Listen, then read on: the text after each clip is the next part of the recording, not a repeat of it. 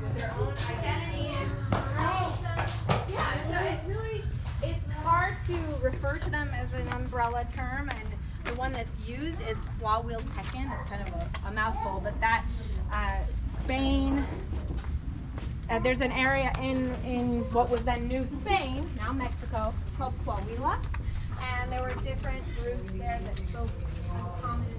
Oh, wow. Cool. It would be cool in the summer, but if you had a fire going there, even though they have like a vent, Yeah. I bet it's pretty uncomfortable. Sweet.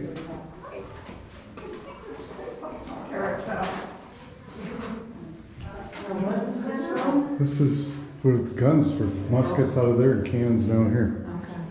Maybe that's, Cool. but it's not.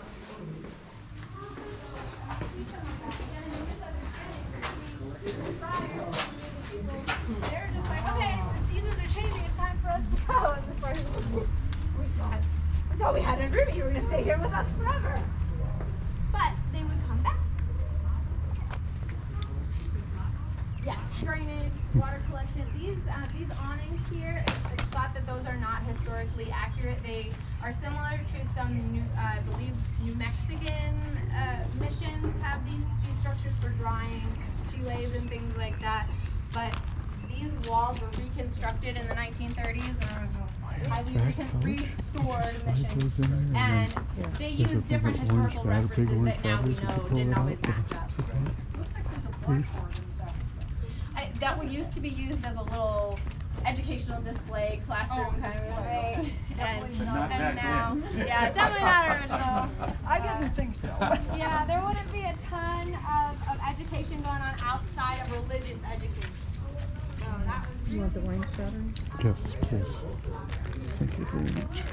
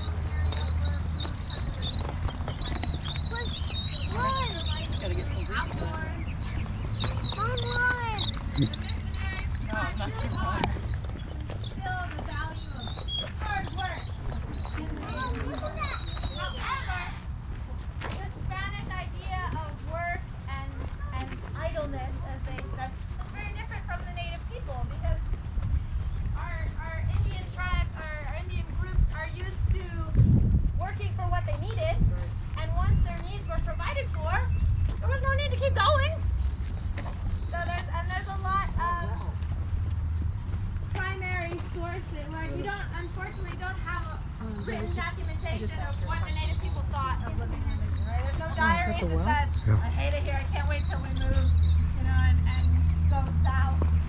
I'm gonna want to walk around here again with regular camera and take photos. Spanish saying, these Indians are lazy, they don't like to work. Men don't want to farm. But if you remember, we had the hunter-gatherers, and typically the gathering is women's work. So it's thought that, okay, the native men were probably like, why do you want us to do this? This is women's work. And, right, farming is gathering food. That's women's work. And also, the native people are thinking of these missions as joint alliances where they get something and where the Spanish get something. And there's a scholar I was reading recently who said that perhaps the native men time because they thought, well, this is your thing, Spain. Isn't this supposed to be what you bring to the table? This is your job, not our job. Why do you want us to do that? But the Spanish really wanted it to be an all hands on deck endeavor when it was time for harvest, so everyone would help out during that time.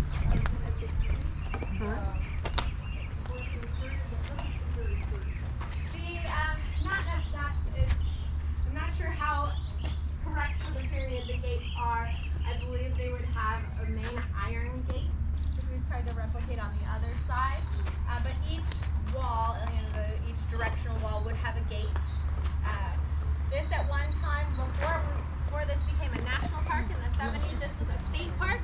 And this was the main entrance, and this was the visitor center. Oh, wow. This was our tiny little visitor center. So we do have this prickly pear roof. We're not sure if someone purposefully planted that or it was planted by a bird flying overhead. But if we have anyone completing a junior ranger book, this is the only place where you'll find prickly pear cactus, which were a staple in the native diet prior to Spanish contact, and even after that. Again, we have to read between the lines of these primary sources of the Spanish being like, oh my gosh, we can't keep the native women from going outside of the mission and collecting nopales and tunas. The tunas are there's one prickly pear fruit you can see up there, one little tuna. And so just because Native people agreed to live in these missions and agreed to have this alliance with the Spanish doesn't mean that all at once they gave up their entire way of life. Over time, over generations, eventually there were people who stayed here and acculturated and adapted to the Spanish way of life. But especially in the beginning, everybody, it didn't happen overnight. It was imagine being dropping down in a country where you don't know the language, you don't know the terrain, and trying to teach the people you encounter to be just like you. Do things the way you do them. Another example of that conflict was with food. The Spanish were accustomed to a wheat-based diet, and they tried to get wheat to grow here in their fields and failed because we're so hot and humid here. This was the warmest it's been in a while. Look at that tree.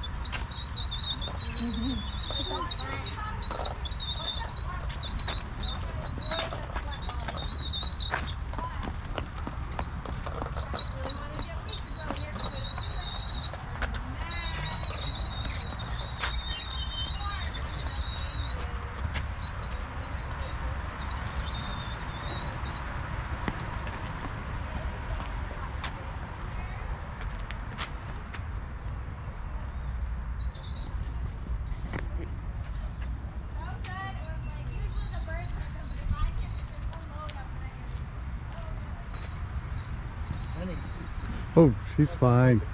Well, I am too. I didn't see him. Oh no, you're good.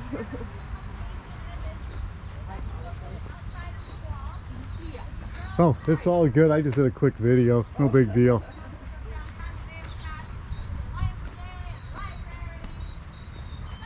Cool.